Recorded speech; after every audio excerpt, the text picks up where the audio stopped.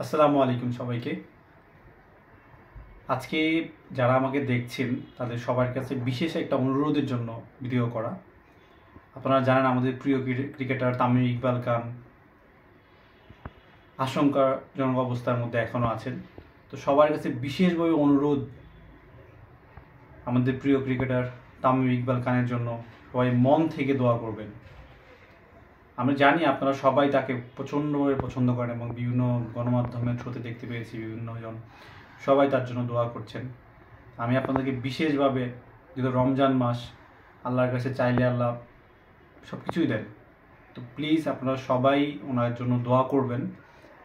আপনারা সবাই জানেন যে ওনার ম্যাসিভ একটা হার্ট অ্যাটাক হয়েছে এবং প্রায় 15 থেকে 20 মিনিটের মতো জ্ঞান ছিল না। তো ওই সময় বিশেষ করে দেবব্রত পাল এবং ট্রেনার ডালিম ভাই সহ যারা ছিলেন তারা একটা গুরুত্বপূর্ণ কাজ করেছেন, যে তারা সিপিআরটা দিতে পেরেছেন ঠিকমতো এবং সঠিক সময়ে হসপিটালে নিতে পেরেছেন। এবং আমি অসংখ্য ধন্যবাদ জানাই যারা ডাক্তাররা ছিলেন, অক্লান্ত পরিশ্রম করেছেন। ওনাদের চেষ্টায় এখন মোটামুটি আশঙ্কাজনক অবস্থা থেকে ফিরে আসতে পেরেছেন। তো আমরা জেনেছি যে এখন পর্যন্ত পূর্ণ সুস্থ হতে পারেন নাই। তো আমরা সবাই মন থেকে দোয়া করব ওনার জন্য। আর আসলে তামিম ইকবাল খান যে কত বড় মনের মানুষ, এটা আসলে যারা ওনার কাছ থেকে দেখে নাই বা জানে না তারা জানে না। আপনারা হয়তো দেখেছেন গত বছর একটা ভিডিও ভাইরাল হয়েছে যে উনি একজন বাবা হার্টের অপারেশন করতে পারে নাই, তার জন্য উনি সেটা দান করেছিল। তো এরকম অসংখ্য দান উনি করেন, সেটা আসলে শুধু উনি না, ক্রিকেটার যারা আছেন আরও অনেকরাই মানুষের পাশে সবসময় থাকেন। তো সবার কাছে আমার একটা অনুরোধ, বিশেষ অনুরোধ, যে আপনারা সবাই ওনার জন্য দোয়া করবেন।